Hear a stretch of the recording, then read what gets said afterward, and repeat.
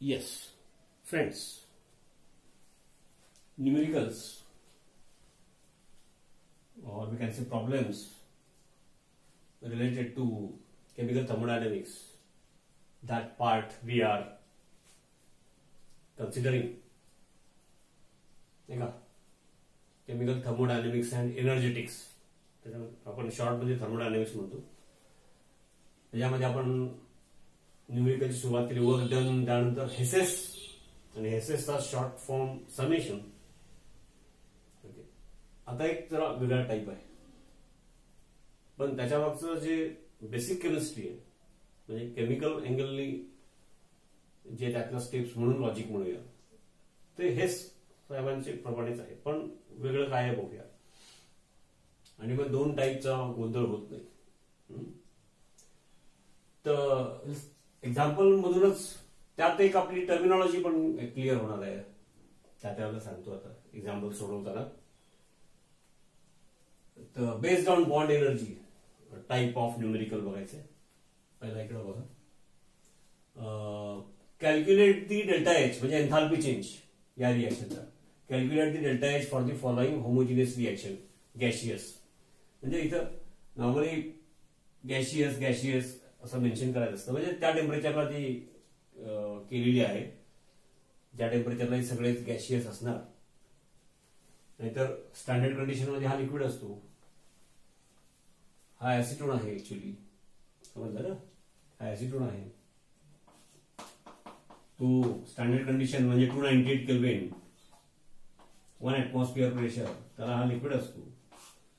Since they have mention gaseous, म्हणजे ही जी reaction आणि त्याचा डेल्टा एच विचारलाय, होमोजिनियस म्हणले आणि गॅशियस म्हणले, म्हणजे this entire reaction is carried out at that higher temperature where all the reactants and products are gaseous. हे महत्वाचं आहे. ते सगळं व्यवस्थित नाही वाचलं तर, एस्पेशली आपला जो डेल्टा एन आरटी वाला एक्झाम्पल आहे, relation between delta H and delta U, तिकडे फसतो आपण. ठीक आहे, या एक्झाम्पलकडे पुढे बघा. तर ही रिएक्शन आहे, हे आपल्याला सवयीच आहे, तरी बॉन्डिंग लिहिलंय मी. ऍसिटोन प्लस ऑक्सिजन. आता या टाईपची रिएक्शन व्हायची म्हणजे कंडिशन, एन्झाईम जे काय असेल, या थर्मोडायनामिक्स मध्ये आणि न्यूमेरिकल मध्ये त्याचा विचार करायची गरज नाही, मेकॅनिझम वगैरे ते जिकडे करायचं तेव्हा करतो आपण. इथे न्यूमेरिकल फक्त त्याने जे दिलंय त्याप्रमाणे विचार करायचा. थर्मोडायनामिक्स आहे. ओके, असं असतं. तर ऍसिटोन प्रोपॅनन बॉन्डिंग लिहिलंय, प्लस ऑक्सिजन, काय कंडिशन असतील त्याचा विचार या टॉपिकमध्ये आणि न्यूमेरिकल मध्ये करायचा नाही. Gives acetic acid plus CO2 plus H2 असं ते दिसतंय. आणि मग याचा डेल्टा एच काढायचं आणि दिलंय काय मग त्याच्यासाठी की बॉन्ड एनर्जी दिलेली आहे, म्हणजे बॉन्ड एनर्जी दिलेली आहे. मग पहिल्यांदा आम्हाला बॉन्ड एनर्जी म्हणजे काय माहिती पाहिजे, म्हणजे तो पण एक डेल्टा एच बरं का. परत म्हणजे बघा, जसं enthalpy of combustion, enthalpy of formation, enthalpy of neutralisation, किंवा त्याला heat of combustion, heat of formation म्हणतो आपण. तसं बॉन्ड एनर्जी हा पण एक डेल्टा एच. कशाचा डेल्टा एच, कुठला डेल्टा एच व्हॅल्यू, कुठला एन्थाल्पी चेंज ला आपण बॉन्ड एनर्जी म्हणू शकतो. तर ते थोडं आपल्याला पहिल्यांदा माहिती पाहिजे. तर बॉन्ड एनर्जी आपल्या नोट्समध्ये रेग्युलर त्याची डेफिनेशन असते, ही समजून घेतली की ती शब्दरचना. बॉन्ड एनर्जी आपल्याला समजण्याच्या स्टाईलमध्ये सांगतो, मग ती डेफिनेशन वाचा. Amount of energy,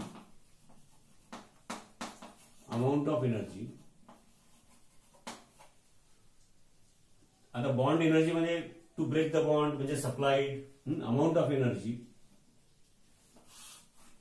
that should be supplied, that should be made available, that is required, that should be supplied to break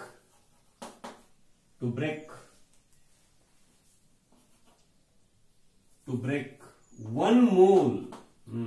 आलं लक्षात, आपल्या सगळ्या डेल्टा एच आहेत त्या पर मोल. एन्थाल्पी ऑफ न्यूट्रलायझेशन मात्र पर ग्राम इक्विव्हॅलंट. त्याचे कारण सांगितलं असो. To break 1 mole of a particular bond, हे फार महत्वाचं आहे. मग जसं की आता CH bond energy CH equal to असं दिलंय. आता मग पर मोल लिहिलेलं नाहीये, किलो कॅलरीज मध्ये द्यायची पद्धत आहे या पुस्तकात. मी जे कुठं जूल मध्ये कुठं किलो जूल मध्ये, नॉर्मली आपले सिलेबस प्रमाणे विचार केला तर joule kilo joule normally, work डनला joule kilo joule litre atmosphere.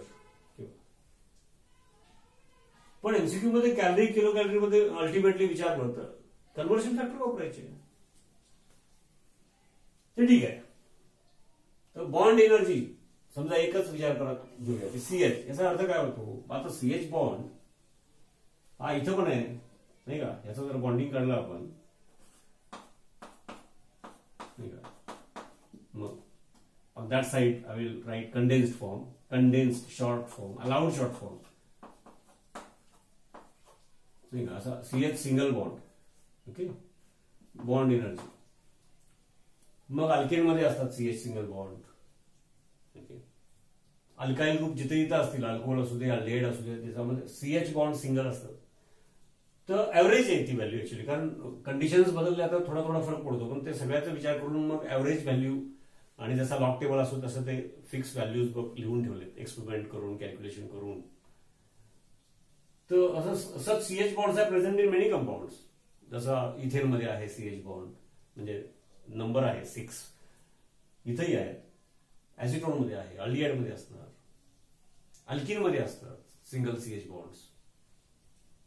तर average 1 mole of CH bond, single CH bond, 1 mole of single CH bond, to break that what amount of energy is required, should be supplied, त्याला bond energy म्हणायचं.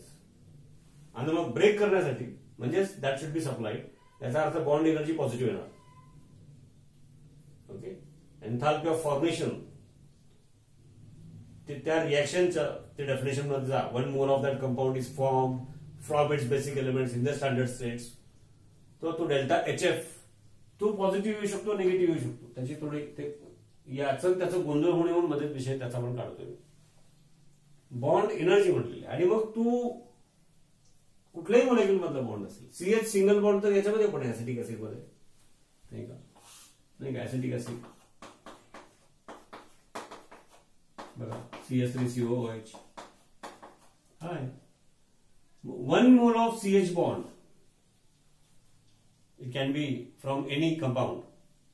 ते सगळ्यांचे विचार करून average value काढून आपल्यासमोर ठेवलेला आहे. त्याचा वापर करून हा टाईप पुढे जातो. तर bond energy CH bond energy दिलेली आहे, याचा अर्थ 1 mole of CH bond, it can be any compound. To break that 1 mole of CH bond, what amount of energy is required.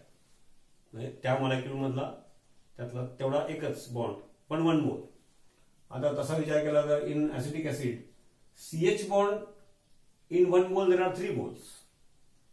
Bond energy मध्ये आम्हाला 1 मोलचं मिळतं. मग त्यावेळेला CH या मॉलिक्यूलचा विचार केला, CH bond energy total in this molecule, तर 1 मोलची value मिळाली, त्याला 3D मल्टिप्लाय करायचं. न्यूमेरिकल सोडवताना आणखी कळेल. पण तरी हा मुद्दा लक्षात घ्या. जसं आपला acetone, propanol example, CH bond, methyl group इकडे काय इकडे काय, म्हणजे CH बॉन्ड 1 मॉलिक्यूल मध्ये 6 आहे, म्हणजे 1 मोल मध्ये 6 CH बॉन्ड्स आहेत नाही का, 6 CH बॉन्ड्स. पण हा bond energy of CH bond दिले, याचा अर्थ single CH bond, to break that single CH bond, 1 mole of single CH bond. मग त्या बॉन्ड एनर्जीच्या डेफिनेशन मध्येच पर मोल असल्यामुळं इकडं किलो कॅलरीज पर मोल ह्याची पद्धत नाही. मग आपण लिहू शकतो पर मोल किंवा mole raise to -1, that is not wrong. जसं बघा इथं मी लिहिलं mole raise to -1. Okay, correct. डेफिनेशनचा पार्टच आहे पर मोल, त्यामुळे normally it is not written, I have written. Okay, सगळीकडे लिहा.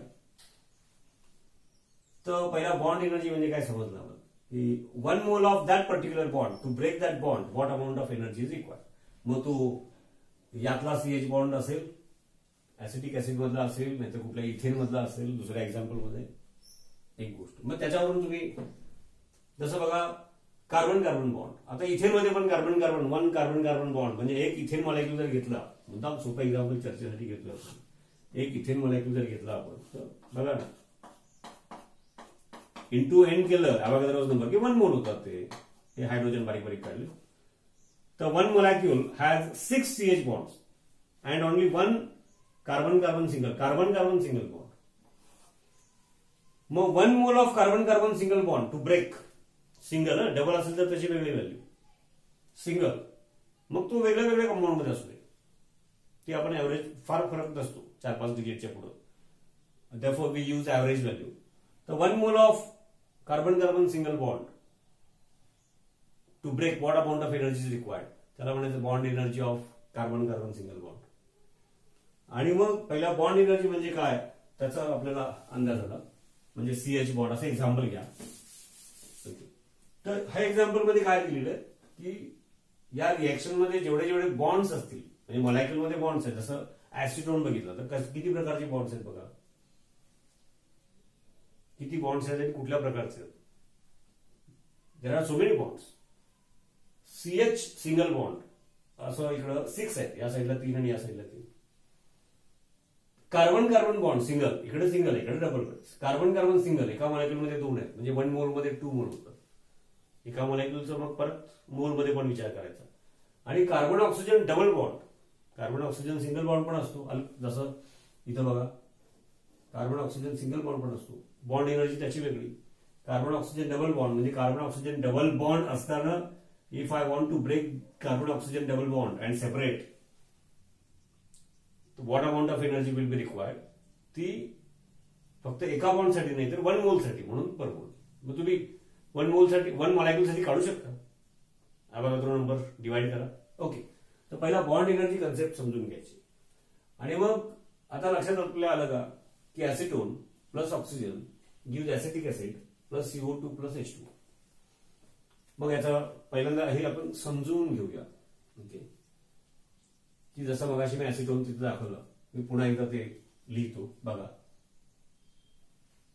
ऍसिटोन, ओके, बारीक खडू वापरला मग तेच लिहितोय फक्त. Plus oxygen 2 moles gives acetic acid, नाही का, तेच फक्त बॉन्डिंग सेपरेट दाखवतोय, त्यामुळे तुम्हाला कळत असेल बारीक लिहिलं तरी. ऍसिटिक ऍसिड त्याच्यामध्ये COOH carbon oxygen double bond एक आहे, आणि COH म्हणजे कार्बन ऑक्सिजन सिंगल बॉन्ड आणि oxygen hydrogen single bond, plus CO2 म्हणलं की माहिती आहे मला, आणि सोयीसाठी इकडे लिहितो plus H2O simple OH bond आहेत 2 एका मॉलिक्यूल मध्ये, असं आहे. आता मुद्दा काय आहे, same reaction I have written in this fashion. मुद्दा काय आहे की इथं जेवढे प्रकारचे बॉन्ड आहेत, CH बॉन्ड आहे, bond energy given, carbon carbon bond आहे, इथं आहे, इथं आहे, कार्बन कार्बन सिंगल बॉन्ड. मग बाकीचे त्याचे बॉन्ड कसे आहेत ते बघायचं नाही. Carbon carbon single bond, bond energy is given. To break that carbon carbon single bond, 83 kilocalories of energy per mole are required. मग त्या बॅलन्स इक्वेशन मध्ये ते किती मोल आहेत सॉल्व्ह करणार आहे. पहिला समजून घेऊ, तो टाईप समजून घेण्यासाठी हे एक एक्झाम्पल घेतलं. मग वेगळे वेगळे एक्झाम्पल्स आणखी काहीतरी मिक्स होऊन छान छान एक्झाम्पल्स येतात. आपण जसं थिअरी समजून घेतो तसं तो टाईप समजून घ्यायचा. आणि मग हेच MCQ ला येतात तेव्हा असं चुटके में सुटतात. आपण सोडवणार तेव्हा तुम्हाला कळलेलंच होतं. न्यूमेरिकल पार्ट संपला की we are going for that MCQs. Yes. तर कार्बन हायड्रोजन सिंगल बॉन्ड त्याची बॉन्ड एनर्जी दिलेली आहे. कार्बन कार्बन सिंगल बॉन्ड आहेत, इथे आहेत, इथे आहेत, त्याची बॉन्ड एनर्जी दिलेली आहे. Carbon oxygen double bond acetone propanone IUPAC, carbon oxygen double bond acetic acid मध्ये त्याची बॉन्ड एनर्जी दिलेली आहे. Oxygen oxygen double bond O2 molecule त्याची बॉन्ड एनर्जी दिलेली आहे. कार्बन ऑक्सिजन सिंगल बॉन्ड बघा इथे, carbon oxygen single bond energy given. Oxygen hydrogen single bond, नाही का, ऑक्सिजन हायड्रोजन सिंगल बॉन्ड कुठला इथं आलाय, इथं पण आहे, त्याची बॉन्ड एनर्जी दिलेली आहे. कार्बन ऑक्सिजन डबल बॉन्डची दिलेली आहे, मग अशी बोललो इथं दिलं, इथं दिलं. याचा अर्थ या रिएक्शन मध्ये जे कुठले बॉन्ड्स आहेत, the bonds which are in existence reacted म्हणून, आणि हे रिएक्ट झाल्यानंतर वेन दे गिव्ह प्रोडक्ट तर तिकडे जे मॉलिक्युल्स तयार होतात म्हणजे कुठले कुठले त्या मॉलिक्युल मधले बॉन्ड आहेत, केमिकल बॉन्डिंग स्पेसिफिक, तर ते जे बॉन्ड असतील ते सगळ्यांची आम्हाला बॉन्ड एनर्जी दिली आहे. इफ सो देन असं असेल तर then delta H of this reaction हीच आहे. आणि नंतर मग हे असं लिहित बसायची वेळ येत नाही, आपल्याला ते कळायला लागतं, माहिती आहे. आणि बघा नेहमीचेच एक्झाम्पल्स आहे. Bond energies of all the bonds in the reactants and products of that reaction is given, then delta H of that reaction can be found out by this formula. कुठला फॉर्म्युला तो बघा. delta H of this reaction is equal to, बघा आम्ही काय लिहितो पहिल्यांदा, addition of bond energies of, बघा म्हणून मी समेशन वर्ड वापरतो. फक्त समेशन आपण काल फॉर्मेशनच्या फॉर्म मध्ये पण वापरलं, ते पण थोडं मुद्दाम सांगतो, दोन्ही मध्ये गोंधळ नको. Summation of bond energy, summation of bond energy of reactants minus summation of bond energy, म्हणजे कुणाचं summation, addition. Okay, balance equation प्रमाणे earlier lecture if you have followed, if you have gone through that, भलते तो type वेगळा होता, formation were based, पण याची idea येते. हे असं लिहिलं म्हणजे याचा अर्थ काय. Okay, we are going to solve. Okay, bond energy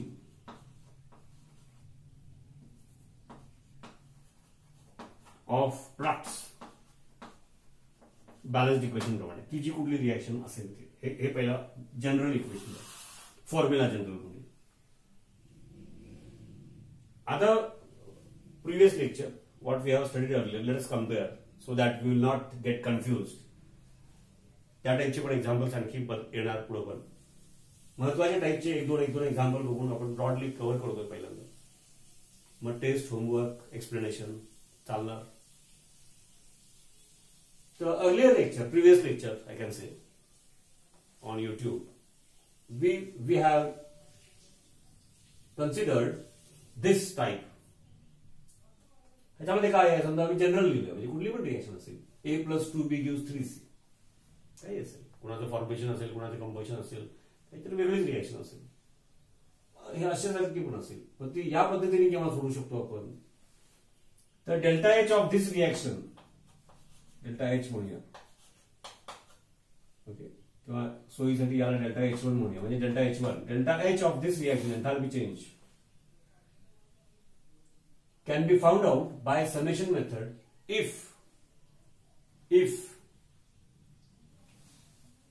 आठवते का, पॉज करा, आठवा previous lecture. If enthalpy of formation of all the reactants and products are known, म्हणजे याच्यामध्ये A आणि B हे दोन रिएक्टंट आहेत, C हा प्रोडक्ट आहे. रिव्हिजन चालू अर्लियर लेक्चर. तर enthalpy of formation of A, B काही असेल, समजा त्याचं कंबशन असेल, मिथेन प्लस ऑक्सिजन, आता इकडे CO2 प्लस H2O किंवा आणि काही असेल. Enthalpy of formation of all the reactants and products, म्हणजे enthalpy of formation of A, enthalpy of formation of B and enthalpy of formation of C. Enthalpy of formation delta HF general भाषेत. Enthalpy change during that reaction in which, कुठल्या रिएक्शनचे delta HF केव्हा म्हणायचं, in which 1 mole of that compound is formed from its basic elements in their standard states. किती वेळा कानावर पडते बघा. त्यावेळेला आपण काय फॉर्म्युला वापरला होता, समेशन म्हणजे ऍडिशन ऑफ बॅलन्स्ड इक्वेशन्स, म्हणून ते समेशन म्हणायची पद्धत आहे. तर enthalpy of formation of all the products balanced equation प्रमाणे, मायनस हा फॉर्म्युल्यातला मायनस इथं दुसरा bracket, enthalpy of formation of all the reactants, आणि म्हणून मग प्रोडक्ट म्हणजे C आहे, तर एंथैल्पी ऑफ फॉर्मेशन या टाइप मध्ये एंथैल्पी ऑफ फॉर्मेशनला H लिहितात. Okay, delta HF heat of formation, enthalpy of formation, मग 3 मोल्स आहेत, म्हणजे 3 into enthalpy of formation of C minus फॉर्म्युल्यातला मोठा bracket reactant, enthalpy of formation of A plus 2 into enthalpy of formation of B. म्हणजे हा एक वेगळा type आहे, which we have already considered.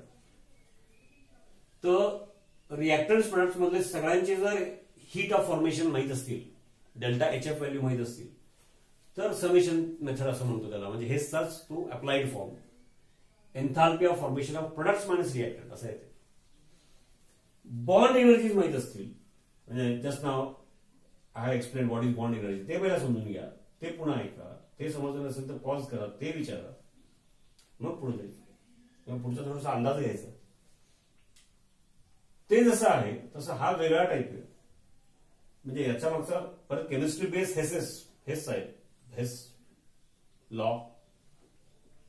Bond energies, कारण का बॉन्ड एनर्जीला तिथं जसं प्रोडक्ट मायनस रिएक्टंट आहे, इथं काय झालंय, bond energies enthalpies of bond energies of all the reactants, म्हणजे बॅलन्स इक्वेशन प्रमाणे addition of bond energies of all the reactants, त्या रिएक्शन मध्ये रिएक्टंट कोण आहेत ते सॉल्व्ह केल्यानंतर आणखी कळेल, minus enthalpies of bond energies of all the products, म्हणजेच addition of bond energies of all the reactants balance equation प्रमाणे, minus addition of bond energies of all the products.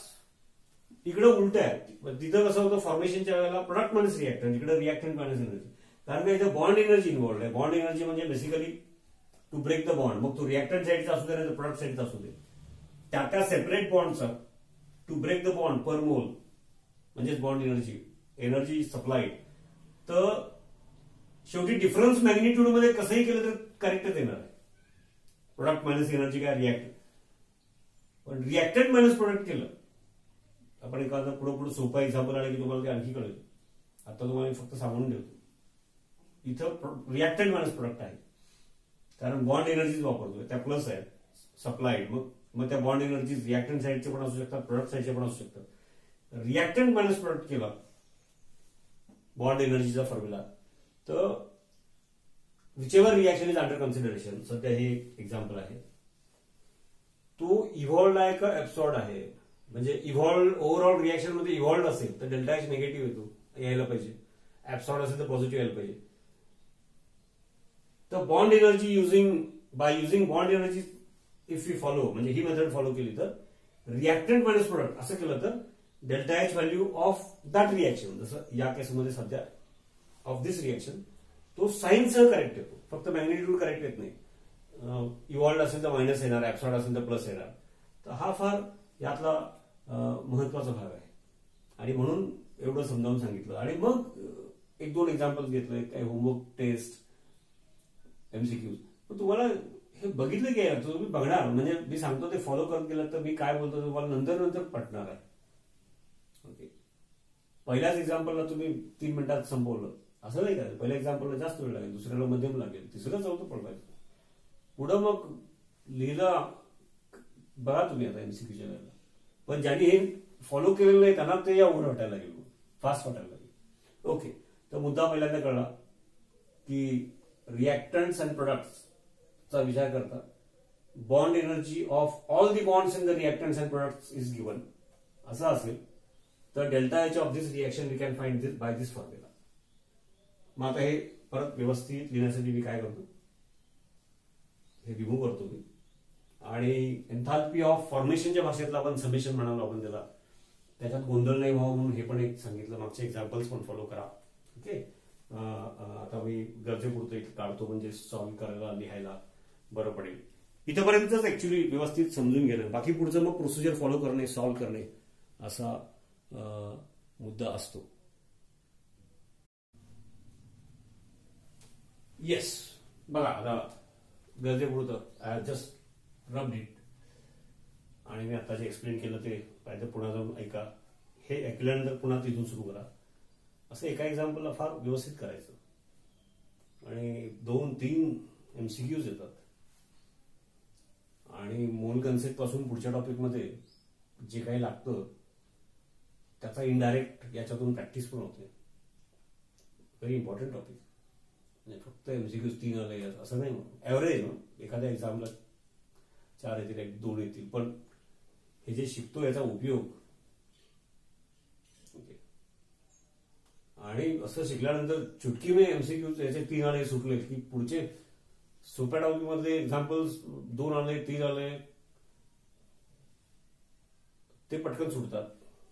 Okay, आता बघा हे पुढे मी लिहून ठेवलं, हेच रिएक्शन. आणि मग माझा फॉर्म्युला मगाशी मी सांगितलं होता, मी कोपऱ्यात लिहितो वर, इथं जागा मिळावी. Enthalpy change of this reaction can be solve by, कारण का bond energies of all the bonds is given म्हटल्यानंतर आपण बॉन्ड एनर्जीच्या फॉर्ममध्ये सोडू शकतो.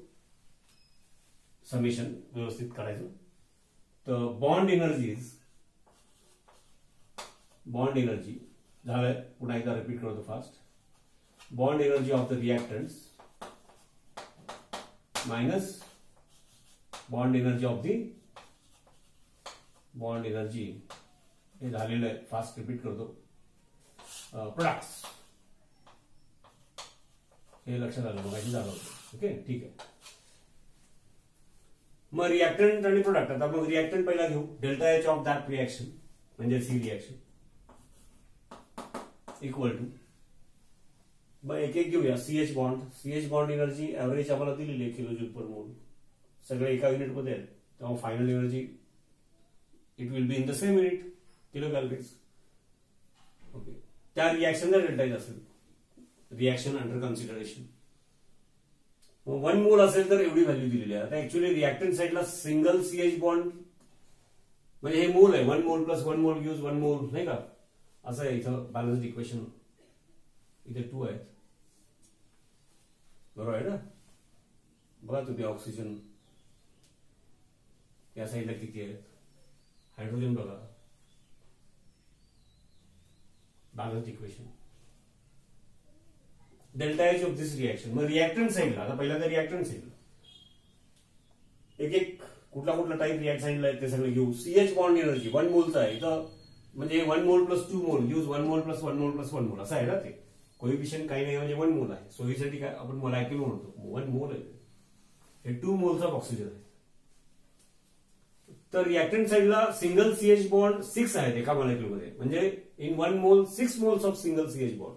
म्हणजे रिएक्टंट साईडला bond energy of single CH bond, to that we have to multiply by 6 into bracket मध्ये असं लिहितो, into dot देतो, 6 into 99. ओके, युनिट वगैरे मिक्स करत नाही, सगळं एकाच युनिट मध्ये आहे. प्लस रिएक्टंट साईडला कार्बन सिंगल बॉन्ड आहे, ते किती आहेत बरं, इथे तर नाही आहे. इथं एका मॉलिक्युलमध्ये कार्बन सिंगल बॉन्ड 2 आहेत, म्हणजे in 1 mole there are 2 moles of carbon single bond. याचा अर्थ मग रिएक्टंट मधले सगळे बॉन्ड्सची बॉन्ड एनर्जी बॅलन्स इक्वेशन प्रमाणे मायनस, मग नंतर दुसरा ब्रॅकेट प्रोडक्ट्स. सीएच बॉन्ड 2 मोल्स, 1 मोलची 83 आहे. बॉन्ड एनर्जी असं म्हणून दिलं, याचा अर्थ पर मोल त्या डेफिनेशनचा पार्ट आहे. देअरफॉर इथं जसं मी लिहिलं, it is not mentioned every time. If you write it is okay. तर मग काय झालं, 2 into 83 म्हणजे सीएच बॉन्ड एनर्जी रिएक्टंट साईडचे. त्यानंतर कार्बन सिंगल बॉन्ड एनर्जी घेतले. कार्बन ऑक्सिजन डबल बॉन्ड आहे रिएक्टंट साईडला, carbon oxygen single bond reactant साईडला नाही आहे. पहिला रिएक्टंट साईडचे सगळे संपवायचे. कार्बन ऑक्सिजन डबल बॉन्ड 173 पर मोल आहे, आणि 1 मोलच आहे त्याच्यामध्ये, त्यामुळं प्लस 1 into ओके म्हणूया 173. अजून कुठल्या प्रकारचे बॉन्ड आहेत, carbon hydrogen bond, carbon single bond, carbon oxygen double bond, oxygen double bond, त्याची पण बॉन्ड एनर्जी दिलेली आहे रिएक्टंट साईडला आहे. म्हणजे ऑक्सिजन डबल बॉन्ड असतं टू ब्रेक द बॉन्ड, म्हणजे to break both bonds and separate oxygen असं त्याचं. ओके, 2 मोल्स आहेत, मग त्याची किती व्हॅल्यू आहे 118. तर प्लस 2 into 118. हे all the bond energies of the reactants as per balanced equation ते लिहिलं, म्हणजे summation of bond energies of reactants मग अशी लिहिलं होतं. आता थोडं बारीक अक्षरात कोपऱ्यात असावं म्हणून रिपीट केलं. मायनस आता लिहिण्याच्या सोयीसाठी बघा, मायनस तेवढ्यामध्ये बसवतो. बघा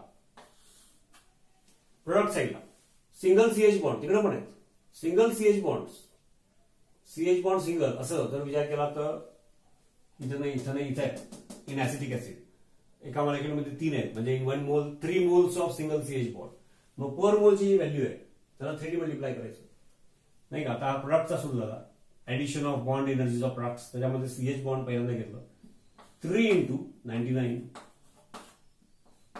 प्लस परत कुठला बॉन्ड घेऊ, कार्बन कार्बन सिंगल बॉन्ड घेऊ. कार्बन कार्बन सिंगल बॉन्ड, हा कार्बन कार्बन डबल बॉन्ड आहे, दोघांची वेगळी बॉन्ड एनर्जी दिलेली आहे. मग हे समजून घेतलं, हे न फक्त सोडवलं. मग एखादं सोडवलेलं आपल्या नोट्स मधलं आणि टेक्स्ट मधलं सोडवायचं, सोडवलेलं न फक्त सोडवायचं, चेक करायचं. परत अजून घेणार आपण, परत टेस्ट येणार. You can also demand. Okay, WhatsApp ग्रुपवर पाठवा. तर single carbon carbon single bond energy विचार केला तर 1 मोल मध्ये वन मॉलिक्युल मध्ये 1 आहे, म्हणजे 1 मोल ऑफ दिस 1 आहे. इथं डबल आहे, तो नाही, त्याची वेगळी व्हॅल्यू आहे. Don't get confuse. तर म्हणून मग इथं काय होणार बरं, carbon carbon single bond 1 mole म्हणजे plus 83 1 into 83. Okay, 1 not necessary to mention केलं म्हणून काय बिघडत नाही, नॉट नेसेसरी टू मेन्शन. परत आणि कुठल्या प्रकारचे बॉन्ड आहेत परत, आता आपण कुठले कुठले घेतले, कार्बन CH बॉन्ड घेतला, नंतर कार्बन कार्बन सिंगल बॉन्ड घेतला, ते लक्षात ठेवायचं बरं, म्हणजे लक्ष पाहिजे. त्यानंतर कार्बन कार्बन डबल बॉन्ड घेऊ. Carbon carbon double bond energy 1 mole of carbon carbon double bond break झाला and carbon and oxygen get separated, म्हणजे दोन्ही बॉन्ड ब्रेक होतात. बॉन्ड एनर्जीचा अर्थ तो आहे बरं, म्हणजे डबल मधला फक्त पाय बॉन्ड ब्रेक झाला असं नाही आहे, ती रिॲक्टिव्हिटी ते वेगळं. बॉन्ड एनर्जीचा अर्थ जे bond whichever bond is under consideration, for example carbon oxygen double bond, तर कार्बन ऑक्सिजन डबल बॉन्ड वाला कार्बन ऑक्सिजन सेपरेट कम्प्लिटली, म्हणजे both bond should get broken, what amount of energy should be supplied, असा भाग आहे. Okay, तर carbon oxygen double बॉन्डचा विचार केला. आता प्रोडक्ट साईडचं बघायला लागलो आपण. तर ऍसिटिक ऍसिडमध्ये 1 मॉलिक्युल मध्ये 1 आहे, म्हणजे 1 मोल मध्ये 1 मोल, आणि 1 मोल ऑफ CO2 मध्ये कार्बन ऑक्सिजन डबल बॉन्ड 2 आहे, म्हणजे 1 मोल मध्ये 2 मोल. याचा अर्थ प्रोडक्ट साईडला carbon oxygen double bond, product साईडला 3 कार्बन ऑक्सिजन डबल बॉन्ड आहेत, म्हणजे 3 मोल्स आहेत, कळतंय का. तर कार्बन ऑक्सिजन डबल बॉन्डची जी 173 आहे ती 3 इंटू 173. ओके, लक्ष देऊन ऐका. आता कुठलं राहिलं नाही का, ऑक्सिजन नाही का, कार्बन CH कुठून तर सुरू करायचं.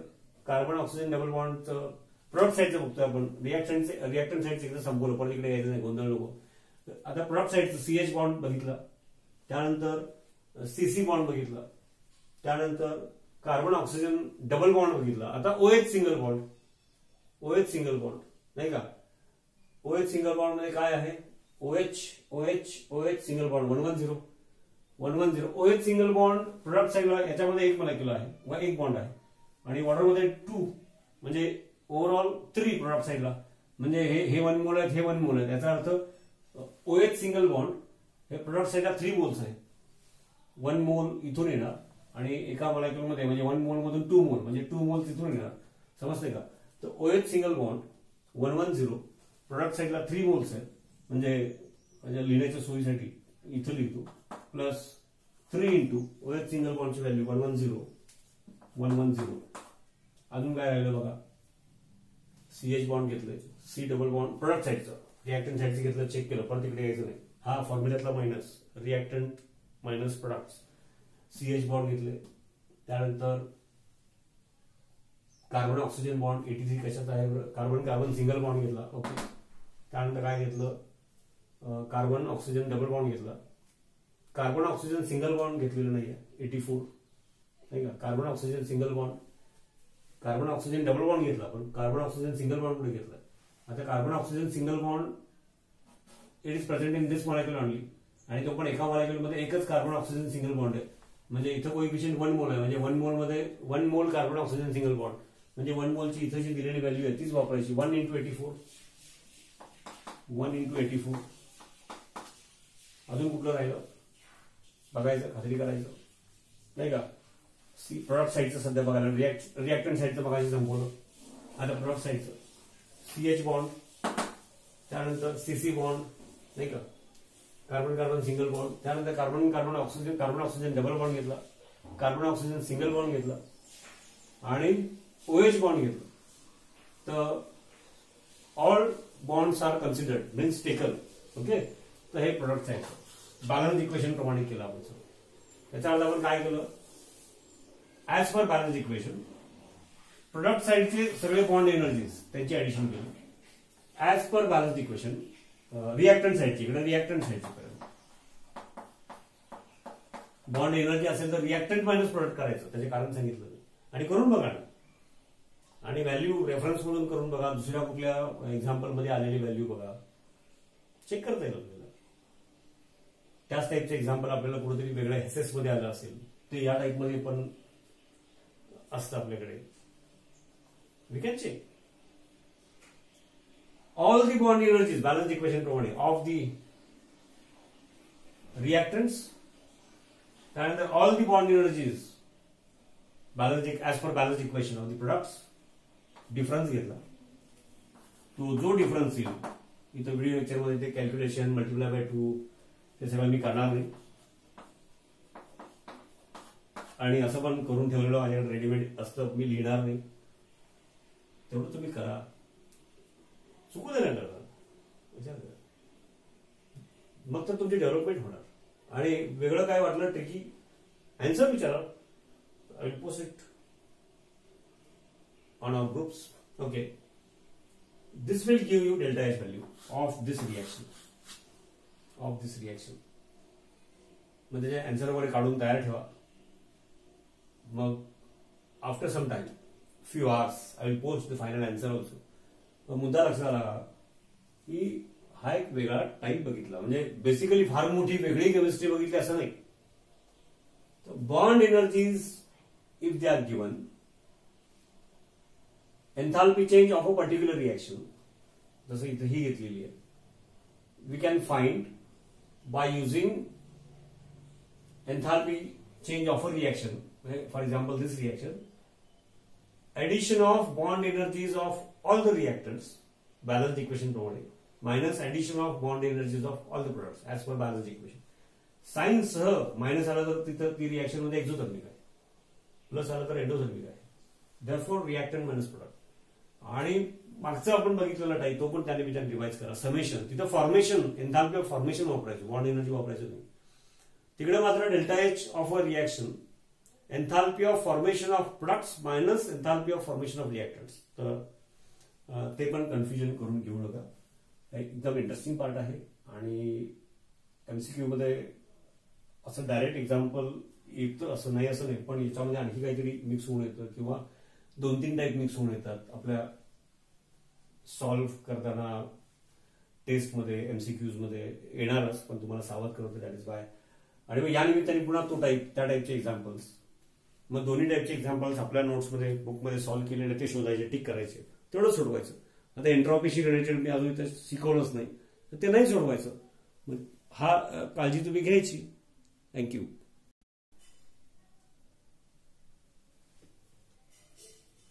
Yes, friends. One more. Based on bond energy, you should have practiced earlier one, and then go through it, pause it, solve it, try to solve it, and again watch this. Okay. Calculate the resonance energy of acetic acid. Okay, something different. From the following data, if the observed heat of formation is given, enthalpy of formation, calculate the resonance energy is asked, and what is given observed enthalpy of formation. Enthalpy of formation delta H observed OBS, let me, experimental enthalpy of formation for acetic acid, that is given to be minus 439.7 kilojoule. Enthalpy of formation means it automatically means per mole. The definition itself contains per mole. When 1 mole of that compound is formed from its basic elements in their standard states, enthalpy of formation, heat of formation. Okay. तर ते observed म्हणजे experimental दिलेलं आहे, हे दिलेलं आहे. This one is also the data is given. आणि resonance energy विचारलेली आहे, म्हणजे बघा ना की आता या लेवलचं कुठं बोर्डला यायचं पूर्वी, हे IIT साठी आलेलं एक्झाम्पल. आणि कमी वेळात सोडवताना आणि सेपरेट नेहमीच्या गोष्टी पण मिक्स होऊन आणि फास्ट सोडवायचं, युनिट वगैरे भान ठेवून. तर काय काय आहे याच्यामध्ये तुम्हाला रेझोनन्स माहित पाहिजे. ऑर्गॅनिक केमिस्ट्री फंडामेंटल्स 11वी. तर पहिला तुम्हाला पटकन लक्षात द्यायला पाहिजे की रेझोनन्स एनर्जी विचारलेली म्हणजे काय. तर इन ऍसिटिक ऍसिड, ओके, सगळी ती थिअरी आता सांगणार नाही. That is also present in my video lectures, earlier old video lectures, notes. Acetic acid, since there is a conjugation, lone pair sigma pi. This lone pair, although there are two, one take part, oxygen, because of small size. This lone pair of electrons on oxygen, it is not in conjugation. Therefore, in resonance, this cannot be the part of the resonance. This oxygen, single OH bond, oxygen, lone pair sigma bond pi. So there can be a resonance. There can be a resonance. Lone pair can get shared here. The moment lone pair becomes a shared pair, valency out of the double bond, pi bond, out of two, the one which is pi weakly shared, that will get shifted to oxygen and giving rise to this. For the sake of convenience, I will write here methyl group. The two earlier lone pairs were there. Now this pi also gets shifted towards oxygen, and therefore this oxygen is with 3 lone pairs but 1 electron of carbon, and therefore this will get negative charge. And this lone pair, since it becomes a shared pair,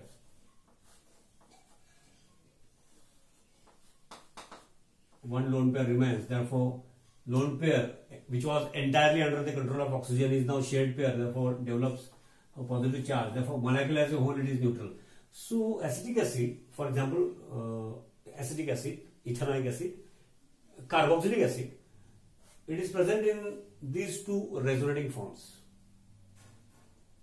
So the electron density of this oxygen is decentralized over 3 nuclei. Okay. And therefore, in one resonating form, positive charge is on oxygen. This we have covered. Part of organic. Let me repeat it still. And therefore, this oxygen becomes more polar, and therefore, heterolysis of this OH when dissolved in water becomes easy. That is why carboxylic group containing compounds, when dissolved in water, heterolysis, although to small extent, weak acid takes place. And ethyl alcohol, OH bond is there. But whatever the reason, resonance, because of that this OH bond becomes more polar.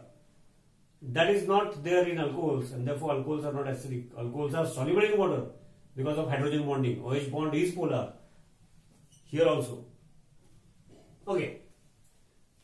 Now, since acetic acid, example, this can be applied to all carboxylic acids. Acetic acid is present in these two resonating forms. Actual structure is resonance hybrid of these two forms. Okay. झालेला part आहे, थोडक्यात सांगितलं, पुढे जाऊन बघा. म्हणून तर acetic acid acidic का आहे, व्हेन डिझॉल्व्ड इन वॉटर या OH बॉन्डचे हायड्रोलिसिस का होतं. इथाइल अल्कोहोल मिथाइल अल्कोहोल मध्ये पण OH बॉन्ड्स आहेत, त्यांचे का होत नाही. रिव्हिजन झालं, पूर्वी सांगितलं. असो, तर means because of resonance this gets more stability. मग ती दिस गेट्स मोर स्टॅबिलिटी, रेझोनन्स नसतं तर असं त्यातून दिस गेट्स मोर स्टॅबिलिटी. तर स्टॅबिलिटी बाय व्हॉट अमाऊंट, म्हणजेच रेझोनन्स एनर्जी, ते कॅल्क्युलेट करा म्हणून सांगितलं. म्हणजे तुम्हाला रेझोनन्स आणि त्या सगळ्या गोष्टी, रेझोनन्स स्टॅबिलायझेशन एनर्जी हे माहित पाहिजे. आता मुद्दा लक्षात आला बघा,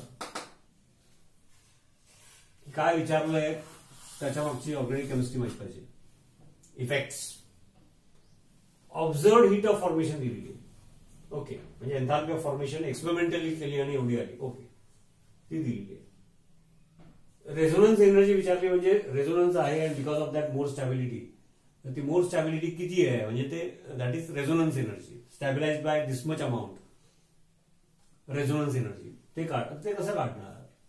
विचार केला की काय दिलंय. बेसिकली रिॲक्शन काय आहे. बेसिकली रिॲक्शन अंडर कन्सिडरेशन काय आहे.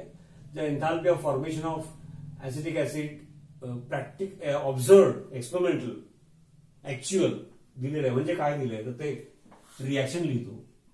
Reaction under consideration. तर फॉर्मेशन एन्थाल्पी ऑफ फॉर्मेशन म्हणजे फॉर्मेशनची रिॲक्शन. तर कुणाचंही फॉर्मेशन म्हणजे काय असतं. रिॲक्शन शॉर्टमध्ये लिहितो. कोणी असो. Here it is acetic acid. 1 mole of that compound is formed म्हणजे acetic acid. Enthalpy of formation असेल तर तो जे कुणाचे असेल enthalpy of formation heat of formation delta HF. तर 1 mole of that compound is formed म्हणजे ऍसिटिक ऍसिड.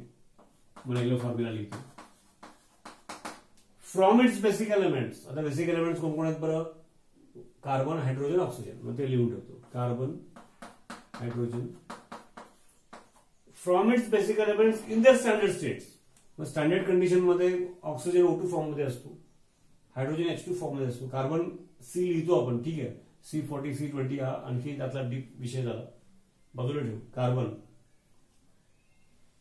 तर from its basic elements in the standard state. तर स्टँडर्ड स्टेट्स मध्ये फिजिकल स्टेट आणि स्टँडर्ड कंडिशन मध्ये त्याचा स्टेबल फॉर्म. ऑक्सिजन ओझोन पण असतो पण ओझोन फॉर्म मध्ये स्टेबल नाही तो स्टँडर्ड कंडिशन मध्ये. म्हणून O2 H2C आणि physical states gas solid and this is liquid. आणि याचा डेल्टा HF एक्सपेरिमेंटल दिलेला आहे. तो -439.7 किलो जूल. बारीक लिहिलं इथं मोठं लिहिलं. आता एन्थाल्पी ऑफ फॉर्मेशन मध्येच 1 मोल इज फॉर्म्ड असं असल्यामुळं ते पर मोल ऑटोमॅटिकली आहेच. पर मोल आहेच. इथं लिहिलं तर चांगलंच आहे. नाही लिहिलं तर आम्हाला माहिती पाहिजे की अरे बाबा आहेच. किलो जूल मध्ये दिलेलं आहे. हेच रिपीट केलं बारीक लिहिलं. ठीक आहे. तर हे एक दिलेलं आहे. आणि रेझोनन्स एनर्जी विचारली म्हणजे काय करायचं. ही एक्सपेरिमेंटल व्हॅल्यू आहे म्हणजे ऍक्च्युअल व्हॅल्यू आहे. आणि रेझोनन्स एनर्जी विचारली कशी काढणार. आता मग जे दिले त्याच्यावरून काय काढू शकतो त्याचा काहीतरी विचार प्रयत्न केला पाहिजे ना. की बॉन्ड एनर्जी दिलेली. आता आपण रिॲक्शन लिहिले enthalpy of formation of acetic ऍसिडची रिॲक्शन लिहिले. त्याच्यामध्ये कुठले कुठले प्रकारचे बॉन्ड इन्व्हॉल्ड आहेत नाही का. म्हणजे कार्बन आहे. हायड्रोजन म्हणजे single hydrogen bond. Oxygen double bond. Earlier example also we have considered. तर त्याच्यामध्ये CH बॉन्ड नाही का. तेच मी परत लिहितो. Carbon plus hydrogen plus oxygen gives नाही का. बघा मग एक आलं की आता previous example if you have covered this becomes easy. असं ते आपलं मग इम्प्रुव्हमेंट होत जाते नाही का. आणि हा डेल्टा H सेम थिंग. हे लिक्विड हे गॅस हा सॉलिड.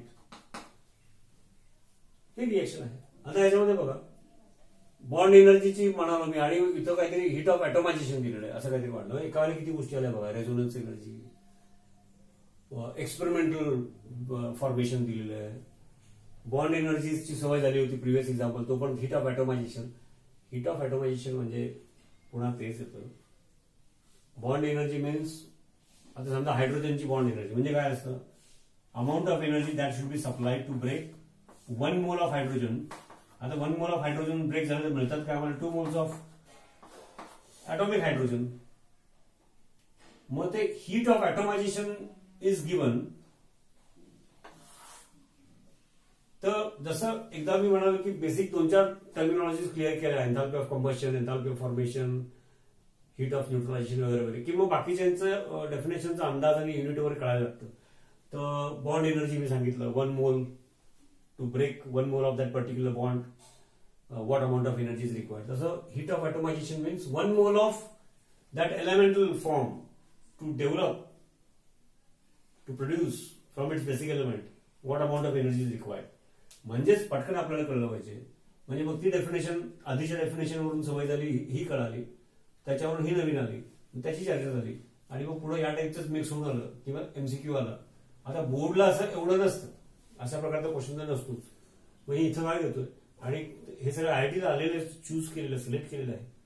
फक्त या टाईपचे एक्झाम्पल्स आपण आता सुरुवात करतोय आणि प्रॅक्टिस झाली की तुम्हाला हे चुटकी मिळणार. हे लक्षात घ्या, घाबरण्याचं कारण नाही.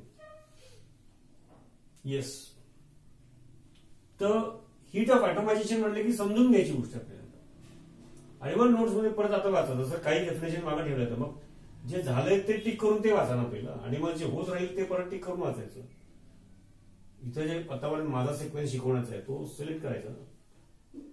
इंट्रोडक्शन वगैरे असं काय असेल, आयसोलेटेड पॉईंट आहे. समजा हीट ऑफ ॲटोमायझेशन त्यावेळेला नाही सांगितलं तर मला माहित होतं की त्या बेसिक पुन्हा पुन्हा येणाऱ्या 4-5 डेफिनेशन आहेत. Enthalpy of formation, enthalpy of combustion, enthalpy of neutral, त्या झाल्या की मग आता ही झाली. मग हे सांगायला समजून घ्यायला सोपं पडतं. एकाच वेळेला सगळा गोंधळ नॉट नेसेसरी. ओके, सांगितलं अभ्यासाची पद्धत तुमची कशी असावी वगैरे ते सांगण्यासाठी हे पण बोलायला लागतं. तर हीट ऑफ ॲटोमायझेशन म्हणजे काय, तर बॉन्ड एनर्जी माहित होतं, पण हीट ऑफ तर बॉन्ड एनर्जी म्हणजे काय पहिला आठवूया की बॉन्ड एनर्जी ऑफ हायड्रोजन असं असतं. तर त्याचा अर्थ काय झाला असता की that delta H where 1 mole of HH bond, amount of energy required to break 1 mole of hydrogen single bond to give hydrogen to delta H. त्याला आपण बॉन्ड एनर्जी म्हणलं असतं. म्हणजेच हीट ऑफ ॲटोमायझेशन म्हणजे काय, तर 1 mole of hydrogen elemental to form that what amount of energy should be supplied, म्हणजे bond एनर्जीचा अर्थ. बॉन्ड एनर्जीचा अर्थ याचा अर्थ हीट ऑफ ॲटोमायझेशन ऑफ हायड्रोजन दिलंय म्हणजे तुम्हाला हायड्रोजन H2 मॉलिक्युलची बॉन्ड एनर्जीचा अर्थ दिलेला आहे. कळतंय का. तसं कार्बन पण लिहितो, आता सगळीकडे CC लिहितात, पण कार्बन पण तसं हायड्रोजन H2 फॉर्म मध्ये, ऑक्सिजन O2 असतो, सल्फर S8 असतो, फॉस्फरस P4, म्हणजे त्यात पण 2-3 प्रकार असतात. रेड फॉस्फरस, व्हाईट फॉस्फरस, ते ठीक आहे, एकदम गर्दी नको कन्सेप्टची. तसं हे समजून घ्यायचं. तर कार्बन पण C40, C60, फुलरीन ते असतात. त्यामुळे मग त्याची ऍव्हरेज हीट ऑफ ॲटोमायझेशन देतात. मग तो C60 असू दे, C20 असू दे, कारण तो पण जसा S8, P4 असतो त्या फॉर्ममध्येच असतो. कार्बन ब्लॅक वगैरे म्हणतो आपण, ते काजळी कोळसा वगैरे तो सगळा. sp2 hybridise. डायमंड मधला कार्बन sp3 हायब्रिडाइज. म्हणजे अशा किती गोष्टी मग त्या चर्चेमध्ये येतात बघा. ओके, काय हरकत नाही. तर त्या निमित्ताने आपल्या भाषेत आपण ती डेफिनेशन समजून घ्यायची पहिल्यांदा आणि मग नोट्समध्ये वाचायची, पुस्तकात अंडरलाईन करायची. पुस्तकात वेगळे जरा एखादा शब्द असेल, एक्झाम्पल छान वाटलं तर तो अंडरलाईन करायचा आणि तो पेज नंबर नोट्समध्ये लिहून ठेवायचा. म्हणजे नोट्स वाचताना तेवढाच पेज बघायचा. मग असं टेक्स्टबुक एकदा कव्हर करायचं असतं. आणि मग नोट्स, टेक्स्टबुक डायरेक्ट मग आपण घेतलेले MCQs, मग extra examples, MCQs, numericals. Okay, तर एवढं जरी कळलं साध्या भाषेमध्ये की हीट ऑफ ॲटोमायझेशन दिलंय म्हणजे त्याचं जे बॉन्ड एनर्जी म्हणजे हे डायटॉमिक असतात म्हणून बरं का, स्टेबल फॉर्म मध्ये, स्टेबल कंडिशन, स्टँडर्ड कंडिशन मध्ये स्टेबल फॉर्म, तर त्यांची बॉन्ड एनर्जीचा अर्थ दिलेला आहे. O2 ची जी बॉन्ड एनर्जी असेल त्याचा अर्थ दिलेला आहे. H2 ची बॉन्ड एनर्जी असेल त्याचा अर्थ दिलेला आहे. कार्बन कुठल्याही फॉर्म मध्ये असेल, व्हरायटी आहे म्हणून म्हणतोय, तर एलिमेंटल कार्बन्स दिलेलं आहे. ओके, 1 मोल कार्बन एलिमेंटल, हे पहिला क्लिअर झालं. मग आता बघा तुम्ही याच्यामध्ये म्हणजे एक प्रकारचे बॉन्ड एनर्जीचं फॉर्म वापरून एलिमेंटल फॉर्म मध्ये कन्वर्ट केलेली मॉडिफाईड बॉन्ड एनर्जीज म्हणूया.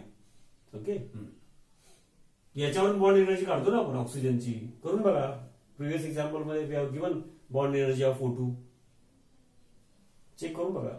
युनिट फक्त हे किलो जूल मध्ये आहे, तिकडं किलो कॅलरीज आहे बरं का.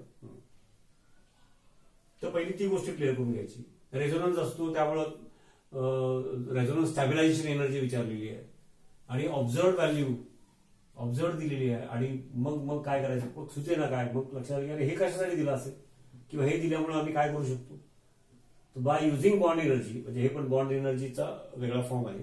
Bye using this bond energies we can find delta H of this reaction.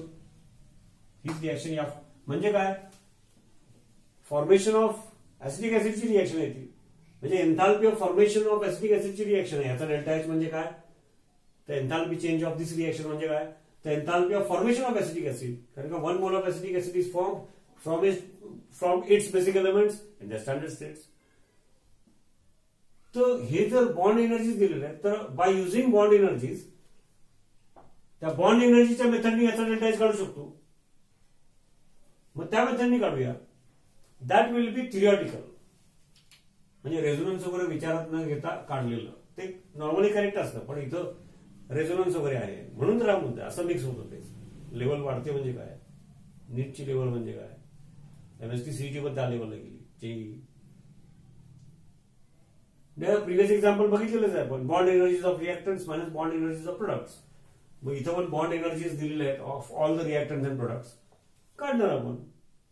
तर दॅट विल बी कॅल्क्युलेटेड जे रुटीन प्रोसिजर प्रमाणे, आणि एक्सपेरिमेंटली, म्हणजे कॅल्क्युलेट करून काढलेली आणि एक्सपेरिमेंटली. तर एक्सपेरिमेंटली जी असणार ती कधी पण खरी, म्हणजे in all other cases calculated is wrong असं नाही होत. पण इकडे काहीतरी फॅक्टर आहे की त्यामुळं calculated will not be, the actual will be different resonance म्हणून. म्हणजेच काय की from bond energies, heat of atomisation I have explained, म्हणजे तो बॉन्ड एनर्जीचा अदर फॉर्म, म्हणजे त्याला फॉर कन्व्हिनियन्स बॉन्ड एनर्जीज म्हणूया सगळेच. So from bond energies of all these, जे इथले सगळे रिएक्टन्स अँड प्रोडक्ट्स जे आहेत, वी कॅन फाइंड मॅथमॅटिकल और कॅल्क्युलेटेड डेल्टा एच, म्हणजेच हीट ऑफ फॉर्मेशन, आणि एक्सपेरिमेंटल डेल्टा एच दिला एन्थाल्पी ऑफ फॉर्मेशन. दोन्हीतला फरक असेल तर कोणामुळे आलेला आहे, कशामुळे आलेला आहे, का आलेला आहे. जर फरक आला असेल तर येणार आहे रेझोनन्स स्टॅबिलायझेशन. लक्षात आलं का. म्हणजे या फॉर्म मध्ये नॉर्मली बोर्डला पूर्वी शिकायचो हे ऍड करणं. तोपर्यंत एन्थाल्पी ऑफ फॉर्मेशन म्हणता म्हणता ऑर्गॅनिकचे रेझोनन्स, म्हणजे रेझोनन्स स्टॅबिलायझेशन असतं वरती थिओरिटिकली शिकलो आपण. One form can be represented in many forms, इथं 2 फॉर्म्स. मग डिसेंट्रलायझेशन ऑफ इलेक्ट्रॉन्स या ऑक्सिजनवर फोकस नाही आहे, ऍक्च्युअली कॉन्सन्ट्रेटेड नाही आहे, ते डिसेंट्रलाइज्ड ओव्हर 3 न्यूक्लिय आहे. स्टॅबिलिटी ते सगळं मग परत आता सांगितलं, त्यामुळं मोर पोलार, देअरफॉर ऍसिड, आता बोललो मी मागेही सांगितलं. तर याचा earth by using bond energies, आता प्रिव्हियस एक्झाम्पल जसं केलं तसं याचा आपण एन्थाल्पी ऑफ या रिएक्शनची डेल्टा एच काढायची. पण ही रिएक्शन एन्थाल्पी ऑफ फॉर्मेशनची रिएक्शन आहे, म्हणजे enthalpy of formation by bond energy calculated आणि बॉन्ड एनर्जी एक्सपेरिमेंटल. त्यातला जो डिफरन्स असेल that will be because of resonance stabilisation, म्हणजेच ते विचारलेलं रेझोनन्स एनर्जी. पहिलं हे एक्झाम्पल असं कळलं पाहिजे. मग सॉल्व्ह करणं, आकडेवारी मॅथड ते पण यायला पाहिजे फास्ट. पण व्हिडिओ लेक्चर्स मध्ये माझा भर तसा राहतो जास्त, की आपण बऱ्याच गोष्टी सांगतो तर त्याच्यामध्ये ज्या गरजेच्या आहेत त्या सांगणार, पण ज्या तुम्हाला मल्टिप्लाय केलं, डिवाइड केलं किंवा त्यात चुकलं तर कोणी तुमचं तुम्हाला कळेल, कॅल्क्युलेटरवर कळेल. तर इथंपर्यंतचा मुद्दा फार महत्वाचा आहे. पुढचं आता रुटीन सॉल्व्ह करणं आहे, तरी पण ते तुम्हाला काही स्टेप्स देऊन दाखवतो. For that I need to remove certain part on the board. तर बघा तुम्ही कसं इंटरेस्टिंग एक्झाम्पल आपण बघितलेलं आहे आता. येस, आता गरजेपुरतं थोडं रब केलं. फॉर्मेशन ऑफ ऍसिटिक ऍसिड असा मुद्दा चालू आहे, त्यामुळे 1 mole of acetic acid is formed from its basic elements in the standard states. फक्त बॉन्ड दाखवले, कंडेन्स्ड फॉर्म अवॉइड केलंय. याच्या आधी पण लिहिलं होतं. आता delta H F bond energy असेल तर bond energy of the reactant minus bond energy of the product. तर जी कुठली रिएक्शन असेल त्याचा डेल्टा एच मिळतो कोणी आम्हाला. तर ही रिएक्शन एन्थाल्पी ऑफ फॉर्मेशनची म्हणजे मिळणार, त्या मेथडने काढूया. फक्त बॉन्ड एनर्जीच्या फॉर्म्युल्यामध्ये रेझोनन्स स्टॅबिलायझेशन हा फॅक्टर विचारात घेतला नव्हता, आणि म्हणून एक्सपेरिमेंटल एन्थाल्पी ऑफ फॉर्मेशन दिलेला आहे, तो कुठल्या तरी वेगळ्या मेथडने काढलेला एक्सपेरिमेंटल. पण बॉन्ड एनर्जीच्या मेथडने पण काढू शकतो, व्हॅल्यूज आर गिव्हन तर काढूया. आणि जर डिफरन्स आला मेजर, तर मग डिफरन्स कशामुळे आला, तर रेझोनन्स स्टॅबिलायझेशन असतं. बेन्झिन आणि सायक्लोहेक्झिन असं त्या टाईपचे एक एक्झाम्पल घेऊ, आणखी कळेल तुम्हाला. ओके, हे लिहिलं. आता इथून पुढचं मला वाटतं जास्त सांगायला लागणार नाही. Reactance minus products balance equation प्रमाणे. मग आता इथं बघा रिॲक्टन्ससाठी 2 into आता इथं ॲटोमायझेशन बरं का, म्हणजे 1 मोल ऑफ एलिमेंटल कार्बन आणि बॅलन्स इक्वेशन मध्ये 2 मोल आहे, त्यामुळे 2 into 716.7 प्लस आता इथे 2 मोल्स ऑफ हायड्रोजन आहेत फॉर्मेशन ऑफ ऍसिटिक ऍसिड मध्ये. 2 मोल्स ऑफ हायड्रोजन असेल तर हे एन्थाल्पी ऑफ ऍटोमायझेशन आहे, ते बॉन्ड एनर्जी ऑफ हायड्रोजन नाही आहे. बॉन्ड एनर्जी ऑफ हायड्रोजन दिलं असतं तर 2 into bond energy of hydrogen जे इथं बॉन्ड एनर्जी फॉर्म मध्ये दिलं असतं तर समजते का. एन्थाल्पी ऑफ हीट ऑफ ऍटोमायझेशन दिलंय, म्हणजे एन्थाल्पी ऑफ ऍटोमायझेशन दिलंय, म्हणजे elemental 1 mole of elemental hydrogen दिलंय. 2 मोल्स ऑफ हायड्रोजन म्हणजे 4 मोल्स ऑफ एलिमेंटल हायड्रोजन. म्हणजे लक्षात आलं का, असं तो छोट्या छोट्या गोष्टी असतात बेसिक, त्या मिक्स होऊन एकदम येतात, त्याला पटकन त्या मोमेंटला कळत नाही. म्हणजे तो प्रॅक्टिस आणि अभ्यास. अवघड का असते ते पण कळलं पाहिजे आपल्याला. अवघड जाणार नाही का असते ते कळल्यानंतर. काहीतरी वेगळंच असतं वही पुस्तकाच्या बाहेरचं, काहीच नाही. Okay. 4 into atomisation of hydrogen 218.0. हे जर बॉन्ड एनर्जी ऑफ हायड्रोजन असतं तर 2 into लिहिलं असतं, जी व्हॅल्यू असते ती. त्याच्या डबल केल्यानंतर तेच येणार आहे, तुम्ही करून बघा. प्लस पण इथं तेच बॅलन्स इक्वेशन मध्ये 1 मोल लागतो, म्हणजे 2 मोल्स ऑफ एलिमेंटल ऑक्सिजन. याचा अर्थ पुन्हा इथं 2 into 249.1 हे झालं रिॲक्टंटचं. Minus product. मग प्रोडक्ट मध्ये काय आहे बरोबर, सीएच बॉन्ड एनर्जी डायरेक्ट दिलेली आहे. ओके. सीएच बॉन्ड एनर्जी दिलेली आहे on product side 3 moles of C बॉन्ड. 1 मोलची दिलेली आहे, 1 मोल प्रमाणे ना, 2 मोल्स रिॲक्ट टू 2 मोल्स, 1 मोल. तर 3 मोल्स म्हणजेच काय बरोबर प्रोडक्ट मध्ये हा फॉर्म्युल्यातला minus 3 into CH bond energy 413. Carbon single bond दिलेले आहे 348, 1 मोलच आहे. तर 1 मोल इंटू म्हणजे 1 into carbon single 348 plus carbon oxygen double bond 1 मोल आहे प्लस 732 1 into नाही का, म्हणजे 732 लिहिण्याच्या इकडे खाली लिहितो. Carbon oxygen single bond bond energy दिलेली आहे. हे बॉन्ड एनर्जी दिलेली आहे, लक्षात घ्या. त्यांची बॉन्ड एनर्जी नव्हती सांगितलंय 351. 1 मॉलिक्यूल 1 कार्बन ऑक्सिजन बॉन्ड आहे 1 मॉलिक्यूल मध्ये, म्हणजे 1 मोल च्या प्रमाणे विचार केला तर 1 मोल आहे. 1 मोलचीच व्हॅल्यू असते. बॉन्ड एनर्जी किलोजूल बनले, म्हणजे पर मोल असतंच त्या डेफिनेशन मध्ये. इथं सुद्धा हीट ऑफ ऍटोमायझेशन, एन्थाल्पी ऑफ ऍटोमायझेशन 1 मोल साठीच आहे. फक्त एलिमेंटल 1 मोल इथं पकडायचे, इथं त्या बॉन्डचे 1 मोल. ओके, फरक लक्षात घ्या. आता आपण कार्बन ऑक्सिजन सिंगल बॉन्ड 351 1 मोल आहे, म्हणजे 1 into 351 आणि यानंतर ऑक्सिजन हायड्रोजन नाही का, कार्बन ऑक्सिजन डबल बॉन्डचं 7 हे लिहिलं. ऑक्सिजन हायड्रोजन OH, तर OH 1 मोल आहे 463 प्लस 1 into 463 म्हणजे 463. So bond energies of reactants minus bond energies of products, हा जो काही हिची काय व्हॅल्यू आहे ना ती कॅल्क्युलेट करायची. तर ती व्हॅल्यू माझ्याकडे ऍक्च्युली मला या एक्झाम्पल पुरतं सांगतो की ऍक्च्युली व्हॅल्यू -329.4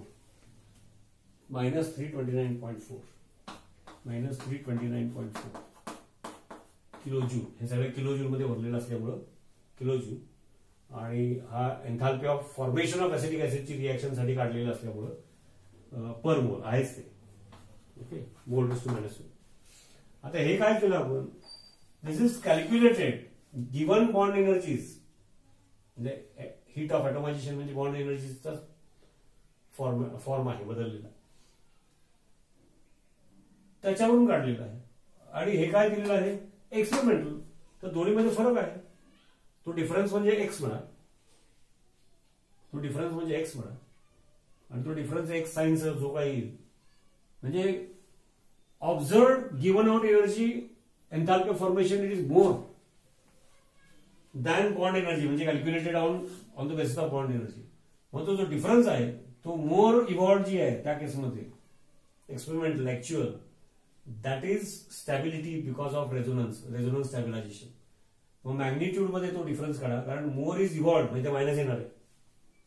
ओके, ते ठीक आहे. आणि मग ते कॅल्क्युलेट करताना -329 आणि डिफरन्स जो आहे तो रेझोनन्स स्टॅबिलायझेशन असणार. ते because of that the difference is because of resonance stabilisation. Okay, मग आम्ही मॅथमॅटिकली काढलं, experimentally based on bond energy this much is given out, आणि एक्सपेरिमेंटली तेवढा आहे. मग तो डिफरन्स आहे तो x इज इक्वल टू -439.7. तर ते मायनस जे काय येणार x that will be resonance energy. म्हणजे रेझोनन्स म्हणजेच बघा तुम्ही, because of resonance stability of acetic acid किती फरक पडला. डिफरन्स तुम्हाला अंदाज आला का 439 आणि 329. बघा 100च्या पुढे फरक आहे किलो जूल मध्ये पर मोल. That is because of resonance stabilisation. हा मुद्दा समजून घ्या आणि न बघता सोडवा. आणि पुन्हा आणखी काही यातले म्हणून, आणि मग या टाईपची सवय झाली की आणखी काही जे एंट्रॉपी आणि एन्थाल्पी आहेत ते कॅल्क्युलेशनचाच भाग किंवा पटपट सोडवणे, युनिट साईन काळजी घेणे, फार नवीन वेगळं शिकायला लागत नाही. येस.